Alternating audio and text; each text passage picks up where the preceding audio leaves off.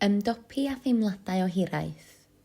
Gellir diffinio hiraeth yn deimlad o drallod, tristwch neu bryder pan fydd rhywun i ffwrdd o'i cartref ac mewn amgylchedd newydd. Ond sut mae hiraeth yn cael ei gynnal? Dyma enghraifft o'r gylchred hiraeth. Dychmygwch bod myfyriwr wedi symud oddi gartref am y tro cyntaf. Maent yn colli adref sy'n ei gadael yn teimlo'n drist ac yn unig. Oherwydd ei bod yn teimlo fel hyn, maent yn gwrthod cynlluniau gyda chydletywr ac yn dewis aros adref. Pan fydd eu cydletwyr allan, maen nhw'n galw adref i cael sicrwydd a chysur, ond mae hyn achosi iddyn nhw golli cartref hyd yn oed fwy.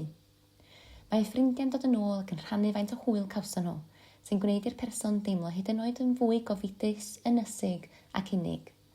Mae teimladau hiraeth yn parau o ganlyniad.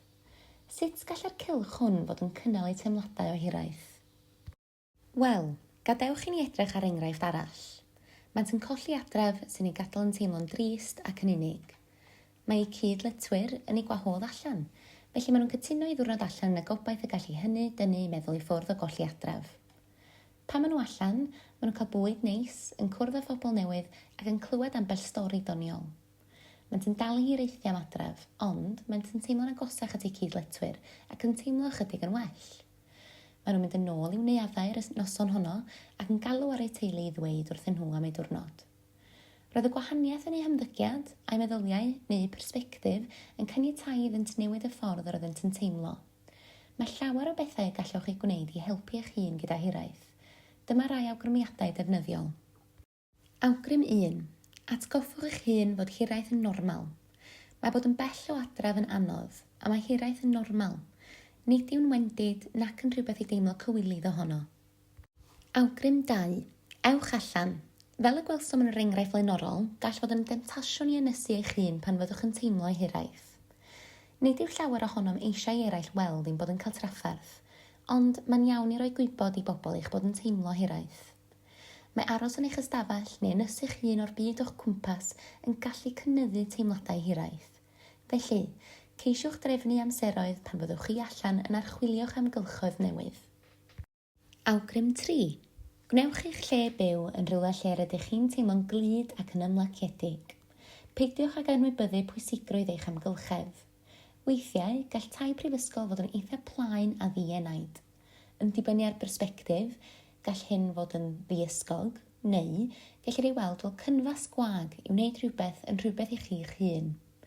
Gall addurno'ch ystafell gyda rhai cysuron cartref fel lluniau, goleuadau tywydd teg, posteri a choff ddillad gwely wneud byd o wahaniaeth.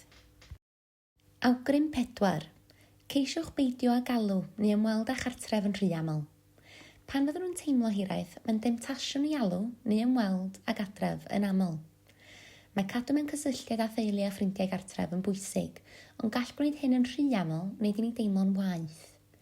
Ceisiwch ffonio'n rheolaidd, ond nid cymaint nes eich bod yn cael trafferth byw yn yr eiliad bresennol yn eich amgylchedd newydd. Mae ymweld ag adref yn rhy agos at ddechrau'r tymor hefyd yn gallu gwneud hiraeth yn waeth. Felly, un syniad yw ceisio trefnu hyn i gyd fynd gyda gwyliau hanner tymor, os y gallwch chi. Awgrym 5. Dewch ag adref i chi. Os ydych chi eisiau gweld eich ffrindiau a'ch teulu yn gynt, gwahoddwch nhw eich cartref newydd yma yng Nghaerdydd, yn lle dychwelyd i'ch hen gartref. Gall hyn eich helpu i greu atgofion newydd cadarnhaol yn eich amgylchedd newydd gyda'r bobl rydych yn eu caru fwyaf. Awgrym 6. Crwydrwch Caerdydd a dewch i adnabod eich cartref newydd. Gosodwch nod o ddod o hyd i'ch hoff siop goffi newydd, man astudio, parc lleol, golygfa neu le i siopa. Gall cymryd amser i ymgysylltu a'ch amgylchedd newydd, ond trwy archwilio mwy byddwch yn cyflymu'r broses. Awgrym 7. Ceisiwch beidio â chymharu eich hun â phobl eraill a'u profiad prifysgol. Mae'n hawdd cymharu â phrofiadau ein ffrindiau yn y brifysgol, neu ein disgwyliadau'n hunan o'r hyn y dylen ni fod yn ei deimlo. Os ydych chi'n sylwi eich hun yn cymharu llawer, atgoffwch eich hun bod llwybr pawb yn edrych yn wahanol, ac ystyriwch gymryd seibiant o'r cyfryngau cymdeithasol. Awgrym 8. Ymarfer hunanofal da. Gall deimlo hiraeth effeithio ar ein hwyliau yn lles cyffredinol. Meddyliwch am sut y byddech chi'n gofalu am ffrind pe bain cael trafferth, a cheisiwch roi'r pethau hynny ar waith drosoch eich hun. Ac yn olaf, awgrym 9. Peidiwch â bod ofn gofyn am help. Os sylwch fod eich hiraeth yn mynd yn anoddach i'w reoli neu nad yw'n dod yn haws, cysylltwch â chymorth myfyrwyr. Mae gan Prifysgol Caerdydd lawer o leoedd y gallwch gael cymorth gan gymheiriaid a chymorth proffesiynol.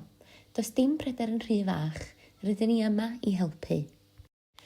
Am ragor o wybodaeth ac awgrymiadau hunan gymorth, gweler ein fideos eraill ar y fewnrwyd.